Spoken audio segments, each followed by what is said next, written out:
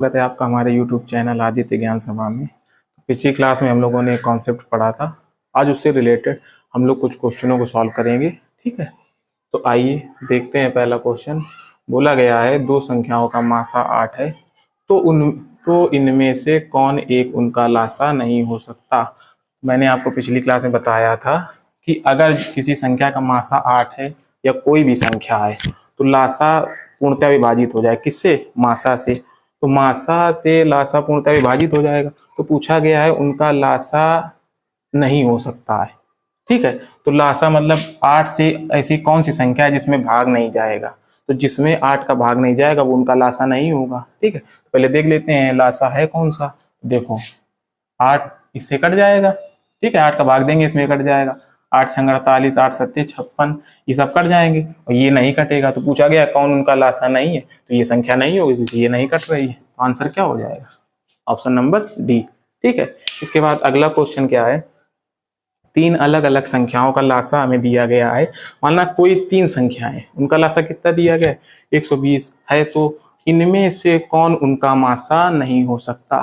तो देखो बोला गया मासा नहीं हो सकता, तो आंसर क्या आएगा? संख्याएं कोई होगी उनका मासा होगा। तो ये सारे ऑप्शन क्या है? मासा होंगे मान लो। तो देखो मासा वही संख्या होगी जिसका भाग इसमें दे दें और पूर्णतः कट जाए। लेकिन अगर नहीं कटेगा तो क्या होगा? मासा नहीं होगा। ठीक है, पूछा गया मासा नहीं है तो चलो भाग दे के देखते हैं। 8 का भाग इसमें पूरा पूरा चला जाएगा, 12 का भी चला जाएगा। ठीक है, और 24 का भी चला जाएगा 5 बार।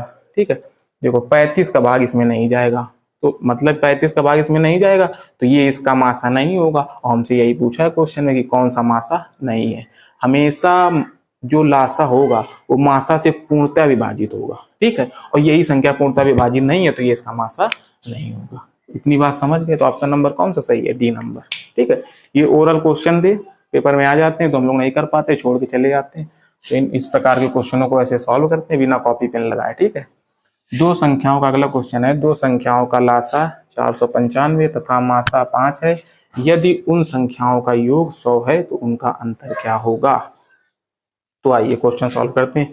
दो संख्याओं का लासा ये मासा ये दिया गया है। ठीक है, चलो पहली संख्या और दूसरी संख्या बराबर क्या होता है? एलसीएम इंटू एचसीएफ होता है कि नहीं। तो इनका लासा क्या दिया गया है? 495 और मासा कितना है? 5। तो बोला गया है यदि उन संख्याओं का योग 100 है। ठीक है, उन संख्याओं का योग 100 है तो हमें उनका अंतर ज्ञात करना। चलो संख्याएं निकाल लेते हैं। देखो पहली संख्या हमेशा यहाँ पे जो ये एचसीएफ होगा 5, उसी से मतलब इसको विभाजित करें कि 5 यहाँ आए तो पहले इनको 5 लिख लो। ठीक है, और 5 से भाग दे दो तो जो जितने बार भाग जाए वही संख्या यहाँ लिख दो। तो उनका दोनों का मल्टीप्लाई करेंगे तो यही संख्या आ जाएगी। जैसे 5 9 45। ठीक है, 45 और 4 बचा फिर। तो अब देखो 5 का गुणा 99 करेंगे तो यही संख्या आएगी। तो अब 5 यही आ गया। देखो हमेशा यहाँ और यहाँ जो एचसीएफ आता है वही सेम संख्या यहाँ आनी चाहिए। ठीक है, तो पहले वो संख्या लिख देते हैं, भाग दे देते हैं, जो संख्या आती है भागफल वो लिख देते हैं। ठीक है, अब देखो 5, अब इसके हम लोग क्या करेंगे? गुणनखंड। ऐसे गुणनखंड करेंगे कि उन दोनों गुणनखंडों में कोई भी कॉमन ना हो। ठीक है, तो कैसे करेंगे? 9 गुणे 11, 11 9 99। ठीक है, तो इंटू 5। तो संख्याएं क्या आ गई? एक संख्या ये आ जाएगी, एक संख्या ये आ जाएगी जोड़े में। तो एक संख्या हो गई 9 पन्ना 45 और दूसरी संख्या क्या हो गई? 11 25 55। तो क्या बोला गया था हमसे क्वेश्चनों में? संख्याएं तो हमने निकाली, यदि उन संख्याओं का योग 100 है तो इन संख्याओं का योग 100 है तो पूछा उन संख्याओं का अंतर क्या होगा। तो बता दो बड़े में से छोटा। 55 माइनस 45 बराबर 10। ऑप्शन नंबर 10 कौन सा है? ये ऑप्शन नंबर ए में 10 है। ठीक है, ये बेसिक से भी है, बेसिक से बहुत लेंदी प्रोसेस है इसका। अगर चलो मैंने ट्रिक से आपको बता दिया, बेसिक अगर देखें इसका तो क्या बोला गया है? दो संख्याओं का लासा ये है और मासा ये है। तो क्या होता है? मानो दो संख्याएं ए और बी हैं। ठीक है, तो देखो यदि उन संख्याओं का योग, संख्याओं का योग दिया गया है 100, माना ए बी कोई संख्या उनका योग 100 दिया गया और लासा मासा दिया गया। तो संख्याएं ए बी हैं, इनका लासा मासा कितना दिया गया है? 495 इंटू 5। अगर इनका ए बी का गुणा करेंगे तो ए बी बराबर क्या आ जाएगा? 5 का गुणा इसमें करेंगे 55 25 5 9 45 45 और 2 47 बचा 4 और 5 को 20 और 4 24, तो क्या आ जाएगा 24 75। ठीक है, तो ये ए बी का मान आ गया। फिर एक हम लोगों ने फार्मूला पढ़ा है क्लास 10th में, ए माइनस बी का होल स्क्वायर बराबर ए प्लस बी का होल स्क्वायर माइनस 4ab। तो इस फार्मूले से हम लोग ए बी का मान रखेंगे यहाँ पे, ठीक है, ए प्लस बी का, और ए बी का मान यहाँ रखेंगे, फिर ए माइनस बी का होल स्क्वायर का कुछ मान आएगा, उसका वर्गमूल लेंगे तब ए माइनस बी का मान आएगा। फिर वो जो ए माइनस बी का मान आएगा तो उससे ये दोनों इक्वेशन सॉल्व करेंगे। पहली इक्वेशन क्या है ये, दूसरी इक्वेशन जो ए माइनस बी की आएगी, उनसे हम लोग क्या निकालेंगे, ए और बी के मान निकालेंगे। जब वो ए बी के मान आ जाएंगे तो वो मान क्या आएंगे, यही संख्याएं आएंगी 45 55। तो फिर वो संख्याएं जब आएंगी तो उनका योग 100 होना चाहिए, तो उनका योग 100, फिर उनका अंतर निकालेंगे तब ये 10 आएगा। ये बेसिक प्रोसेस काफी लंबा है, तो एग्जाम में हमें क्या है, समय बचाना है, तो हम लोग किस प्रकार से करेंगे, इस प्रकार से करेंगे क्वेश्चन को। जैसे अगला क्वेश्चन है, बोला गया है दो संख्याओं का मासा तथा लासा क्रमशः 13 और 455 है। यदि एक संख्या जो 75 और 125 के बीच में है तो वह संख्या क्या होगी। तो हमने फार्मूला बताया आपको कि पहली संख्या इंटू दूसरी संख्या बराबर एलसीएम इंटू एचसीएफ होता है। ठीक है, अब हमें संख्याएं तो पता नहीं क्या है, लेकिन एलसीएम एचसीएफ दे दिया गया है। देखो मासा और लासा, तो पहले मासा ये लासा, लासा पहले रखना है, तो 455 इंटू मासा क्या है 13। अब मैंने आपको बताया कि जो एचसीएफ है, ठीक है, एचसीएफ क्या ये पहले आना चाहिए। अगर गुणनखंड करें इसका तो उसमें एचसीएफ भी आना चाहिए। तो पहले ये 13 रख लो, फिर 13 का इसमें भाग दे दो, जो संख्या है वो लिख दो। तो 13 तिया 39, बचा कितना इसमें, 13 तिया 39 के बाद 6 और ये 5 मिलके 65, तो 13 पचाए 65 और इंटू 13, तो जो ये 35 है जो, तो देखो 35 के 2 भाग करेंगे, ऐसे गुणनखंड करेंगे जिसमें कोई कॉमन ना है। तो क्या करेंगे 5 और 7, ये दोनों अभाज्य हैं, उनमें कोई कॉमन नहीं है 1 के अलावा। ठीक है, चलो संख्याएं क्या बन गई, 2 जोड़े बना लो, 2 जोड़े बना लो और इनका गुणा करो, 13 बचाए 65, एक संख्या ये आ गई और 13 सते 91, एक संख्या ये आ गई। ठीक है, तो देखो अब हमसे बोला क्या गया क्वेश्चन में कि वो एक संख्या जो 75 और 125 के बीच में है तो वो है। ऐसी संख्या बताओ उन दोनों में से, जो दो संख्या निकले जो 75 और 125 के बीच में है। तो ये क्या 75 125 के बीच में है, 65 तो है नहीं, चलो ये आपको दिख नहीं रहा होगा। ठीक है, यहाँ से गुणा किया 13 इंटू 5 का, तो क्या आ गया 65 और 13 सत्ते 91, ये दो संख्या आई। क्या देखो 65 75 और 125 के बीच में है, ये नहीं है, कौन सी संख्या है 91, ये 75 और 25 के बीच में है। तो ऑप्शन नंबर कौन सा सही, option number B will be right. ठीक है, 4 नंबर क्वेश्चन हो गया। अब अगले क्वेश्चन की ओर बढ़ते हैं। अगला क्वेश्चन क्या है, दो संख्याओं का मासा 23 है तथा उनके लासा के अन्य दो गुणनखंड 13 तथा 14 हैं, तो उन संख्याओं में से बड़ी संख्या क्या होगी। तो जो दो संख्याएं हम लोग निकालेंगे उनमें छोटी संख्या नहीं पूछा, उनमें बड़ी संख्या कौन सी है उन दोनों में। ठीक है, तो पहले हम निकालेंगे, दो संख्याओं का मासा दिया गया, उनका लासा के अन्य दो गुणनखंड दिए गए। तो समझते कैसे, फार्मूला होता है पहली संख्या इंटू दूसरी संख्या बराबर एलसीएम इंटू एचसीएफ। तो देखो मासा का मान सिर्फ दिया गया है, लेकिन क्या बोला गया है हम लोगों से कि जो एलसीएम है उसके दो गुणनखंड दिए गए 13 और 14, तो इनको भी लिख लें 13 और 14। अब देखो इसमें एक हिडन वर्ड है कि मैंने आपको बताया इसमें कि जो एचसीएफ होगा उसका एक जोड़ा लास्ट में जरूर होगा इसमें, चाहे जितने गुणनखंड करें। देखो इतने गुणनखंड किए, लास्ट में देखो ये वाले पद समान है, बीच में ये दो गुणनखंड, तो ये जो एचसीएफ होता है वही क्या होता है इस साइड में होता है। ठीक है, और भी देख लो, जैसे ऊपर किया था देखो 5 था एचसीएफ, तो ये लास्ट में देखो 5 चलता ही रहेगा, क्योंकि 5 हमें लेना है। 5 पहले लिख देंगे, फिर इसमें भाग देंगे, जो भाग फैलाएगा वो संख्या यहाँ लिखेंगे, फिर इस संख्या के दो ऐसे अभाज्य गुणनखंड करेंगे जिनमें से कोई कॉमन ना आए। तो ये संख्या तो हमें रखनी ही है जो एचसीएफ की है। तो देखो एचसीएफ क्या है 23।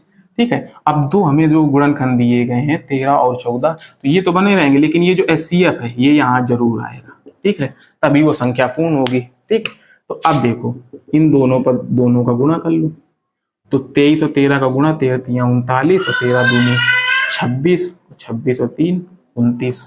अब इनका गुणा कर लो 14 और 23 का, तो 14 तिया 42, बचा 4, 14 दून 28 28 4 32। तो संख्याएं क्या आ गई, 299 और 322। हमसे पूछा गया है कि दो संख्याओं का मासा अगर ये है तो उनके लासा के अन्य दो गुणनखंड 13 तथा 14 है, तो उन दो संख्याओं में से बड़ी संख्या क्या है। तो जो उन दो संख्याएं, मतलब ये जो दो संख्याएं हैं, इनमें बड़ी संख्या कौन सी है, ये वाली। तो ये किस ऑप्शन में, ऑप्शन नंबर डी में। तो हमारा क्या आंसर हो जाएगा, 322। अगले क्वेश्चन की ओर बढ़ते हैं। तो बोला गया है हमसे दो अंकों की दो संख्याओं का मासा व लासा क्रमशः 16 तथा 480 है, तो संख्याएं ज्ञात करें। तो देखिए क्वेश्चन को कैसे सॉल्व करेंगे। बोला गया दो अंकों की दो संख्याओं का मासा और लासा 16 तथा 480 है, तो संख्याएं ज्ञात की। संख्या आसानी से, हमने तो आपको बताया, फार्मूला लगा लो, पहली संख्या इंटू दूसरी संख्या, एलसीएम इंटू एचसीएफ। आसान क्वेश्चन है ये। देखो मासा और लासा दिया गया क्रमशः, तो मासा क्या हो जाएगा 16 और लासा क्या हो जाएगा 480। कितना आसान है। तो मैंने बोला जो आपका एचसीएफ हो उसको पहले इधर रखना ही है इसके गुणनखंड में। अब 16 का भाग इसमें देना, कितने बार जाएगा, 16 तियां 48, ठीक है, 30 बार जाएगा। ठीक है, तो जो 30 बार जाएगा तो देखो 16 भी है और एचसीएफ क्या है हमारा, इधर 16 है। तो एचसीएफ जो है वही सेम संख्या आनी चाहिए। अब इस संख्या के दो ऐसे गुणनखंड करेंगे, सहअभाज्य गुणनखंड, इससे दो कोई कॉमन ना आए। ठीक है, तो इसके क्या करेंगे, 5 और 6। ठीक है, क्या गुणनखंड करेंगे, 5 और 6। इसके गुणनखंड 10 इंटू 3 भी हो सकते हैं, लेकिन अगर 10 इंटू 3 से सॉल्व करेंगे तो ऑप्शन नहीं मैच करेगा। ठीक है, तो हम लोग क्या करेंगे, 5 और 6 लिखेंगे और ये 16। तो बस दो संख्याएं क्या आ गई, 16 5 80 कौमा दूसरे जोड़े में 16 16 छक्का 96। तो देखो 80 और 96 कौन से ऑप्शन में, option number D will be right, क्योंकि ऑप्शन नंबर डी में क्या है 80 96, यही हमारा सही उत्तर हो जाएगा। अगला क्वेश्चन क्या है, दो सहअभाज्य संख्याओं का गुणनफल 117 है, तो उनका लासा ज्ञात कीजिए। अच्छा ये देखो, ये मैं कॉन्सेप्ट आपको बताना भूल गया। अगर कोई भी दो सहअभाज्य संख्याएं हैं, अगर उनका गुणनफल कोई भी संख्या है तो वो संख्या उसका लासा होगी, मतलब लासा के बराबर होगी। अगर कोई भी दो सहअभाज्य संख्याओं का गुणनफल मान लो 117 है, तो अगर हमसे लासा पूछा जाए तो लासा वही संख्या स्वयं खुद हो जाए। तो ऑप्शन नंबर कौन सा सही हो जाएगा, 117। ठीक है, तो मैंने आपको क्या बताया, अगर दो सहअभाज्य संख्याएं कोई भी हो, अगर उनका गुणनफल कोई संख्या आती, मान लो 117 आती है, तो अगर हमसे उनका लासा पूछ दिया जाएगा तो वह संख्या स्वयं ही उसका लासा हो जाएगी। ठीक है, चलो ये कर लिया, ये तो ओरली था क्वेश्चन, लेकिन आना चाहिए। ऐसे कोई किसी को दे देंगे, अचानक से क्वेश्चन नहीं सॉल्व करवाए, लेकिन अगर आपको आता है तो आप एक नज़र में इस क्वेश्चन को सॉल्व कर सकते हैं। समझ में आई बात। चलो इसके आगे बढ़ते हैं। क्वेश्चन नंबर 8 क्या है, दो संख्याओं के मासा और लासा क्रमशः दिए गए 44 तथा 264 हैं। यदि पहली संख्या को 2 से भाग दिया जाता है तो भागफल 44 है, तो दूसरी संख्या। तो सबसे पहले हमारा क्या काम है, मासा लासा दिया गया, संख्याएं ज्ञात करें, फिर उसके बाद आगे क्वेश्चन पढ़ेंगे, उसके अकॉर्डिंग सॉल्व करेंगे। तो देखो फार्मूला क्या है, पहली संख्या इंटू दूसरी संख्या, एलसीएम इंटू एचसीएफ। ठीक है, एलसीएम क्या है, एलसीएम पहले मासा है लासा है, तो पहले मासा लिखो 44 और लासा कितना है 264। अब इनको क्या करना है, मैंने आपको बताया कि जो एचसीएफ हो पहले उसको रखो और उस अकॉर्डिंग गुणनखंड करो, कि गुणनखंड में 44 आना चाहिए, तो पहले 44 लिख दो। ठीक है, अब इसमें 44 का भाग दो, 44 का भाग देंगे इसमें तो कितने बार जाएगा, देखो ये 6 चौको 24, 6 24 2 26, 6 बार जाएगा, इंटू 6 इंटू 44। देखो तो देखो 44 एचसीएफ था, एचसीएफ तो 44 लिख दिया, लेकिन यहाँ भी जो संख्या इसके गुणनखंड करो उसमें 44 एक पर जरूर होना चाहिए, तो 44 आप पहले लिख दो और फिर 44 का भाग इस संख्या में दे दो, जितने बार जाए उसको लिख दो। अब देखो 6 का गुणा 44 में करेंगे तो 264 ही आएगा, और 44 हमारा एचसीएफ है ही मासा। समझ में आई बात। अब जो ये बीच वाली संख्या इसके दो गुणनखंड कर दो, कितने कर दो, 2 और 3 और 44। देखो 2 और 3 गुणनखंड हो गए, देखो 44 दूना 88 और दूसरा जोड़ा क्या आ जाएगा 3 इंटू 44, तो इसका क्या मान हो जाएगा 3 चौको 12 और 1 13, तो मान क्या आ गए 88 और 132। ठीक है, अब देखो अब इसमें देखेंगे हमसे बोला गया है, आगे क्वेश्चन पढ़ो, यदि पहली संख्या को 2 से भाग दिया जाता है, तो मान लो पहली संख्या कौन सी आई, ये इसको 2 से भाग देंगे तो क्या आएगा, तो बोला गया तो भाग पर 44 आता है, अगर इसको 2 से भाग देंगे तो भाग पर 44 आएगा, तो मतलब पहली संख्या कौन सी हो गई ये, तो पूछा गया तो दूसरी संख्या क्या है, तो दूसरी संख्या ये ऑलरेडी हो जाएगी। ठीक है, तो ऑप्शन नंबर कौन सा होगा, सी में 132 है, तो ऑप्शन नंबर सी हमारा सही हो जाएगा। इसके बाद अगला क्वेश्चन है, दो अभाज्य संख्याओं x और y का लासा। अब बोला गया है, देखो कंडीशन क्या है, दो अभाज्य संख्याओं x और y, ठीक है, दो अभाज्य संख्याएं, लेकिन क्या बोला गया, x हमेशा बड़ी ही होगी, क्योंकि बोला गया x ग्रेटर देन y, तो x हमारा बड़ा है, y छोटा है। इसके बाद क्या बोला गया, का लासा दिया गया 143 है, तो 3y माइनस x का मान ज्ञात कीजिए। अब इसका मान कब ज्ञात कर पाएंगे, जब x y का मान बताओ, तो इसमें पुट कर देंगे, वैल्यू में मान आ जाएगा। तो देखो पहले निकालते हैं, दो संख्या दी गई हैं x और y, उनका लासा दिया गया, तो इन संख्याओं का अगर लासा निकालेंगे एलसीएम, तो x और y आ जाएगा कि नहीं आ जाएगा, और यही x y एलसीएम किसके बराबर है, 143 के। ठीक है, अब बोला गया है दो अभाज्य संख्याएं हैं, तो अगर इनके दो गुणनखंड करें तो क्या आएंगे, 14 एकम 14, 13 एकम 13 और 1 14। तो देखो इनके एलसीएम क्या आएंगे, 11 और 13। अगर 11 और 13 का गुणा करेंगे, देखो 13 एकम 13, इकाई का अंक 3, फिर 13 एकम 13 और 1 14, तो 143 आ गया। और दोनों कैसी संख्याएं, बोला गया था दो अभाज्य संख्याएं, तो दोनों ही अभाज्य संख्याएं भी है। ठीक है, तो गुणनखंड कर लिए 143 के। अब देखो जो ये मैंने मान रखा है, इसको पहले चेक करेंगे। क्या बोला गया दोस्तों कि दो अभाज्य संख्याएं हैं जो x और y, तो अभाज्य संख्या तो आ गई, तो क्या बोला है, x का मान y से बड़ा है कंडीशन में, और हमने क्या लिख दिया, x का मान इस अकॉर्डिंग छोटा है, x का मान 11, y का मान 13 है। तो इसको कैसे लिखेंगे, 11 इंटू 13 लिखा है, तो इसको लिख देंगे 13 इंटू 11 बराबर 143। ठीक है, क्योंकि बोला गया है, कंडीशन दी गई कि x का मान बड़ा है, तो अब x का मान 13 हो गया, y का मान 11 हो गया। तो देखो x y के मान पता चल गए, क्योंकि हमें लासा दिया गया था, हमने x y के मान निकाल लिए। अब x y के मान इधर ही पुट कर दो वैल्यू में, 3y माइनस x, तो y का मान कितना है 11, x का मान कितना है 13, तो 11 33 माइनस 13 घटा के आ जाएगा 20। उत्तर हमारा क्या आ जाएगा, ये आपको समझ में नहीं आ रही तो बता देते हैं। 3y माइनस x का मान निकालना है, y का मान कितना आया है 11, x का मान कितना है 13, x का मान कितना है, y का मान 11, x का मान 13, तो 11 33 माइनस 13 घटा देंगे तो 20 आ जाएगा। तो यही हमारा क्या हो जाएगा, उत्तर हो जाएगा।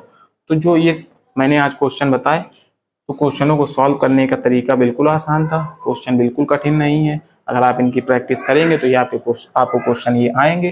ठीक है, तो आप इनकी प्रैक्टिस करना घर पे, अगर आप वीडियो देख रहे हैं तो इनको प्रैक्टिस करना, कॉपी पेन लेके बैठना। ठीक है, फिर मिलेंगे अगली क्लास में नए कॉन्सेप्ट नए क्वेश्चनों के साथ। आशा करता हूँ आपको वीडियो पसंद आई होगी, तो वीडियो को लाइक करें, चैनल को सब्सक्राइब करें। मिलते हैं अगली क्लास में, तब तक के लिए जय हिंद।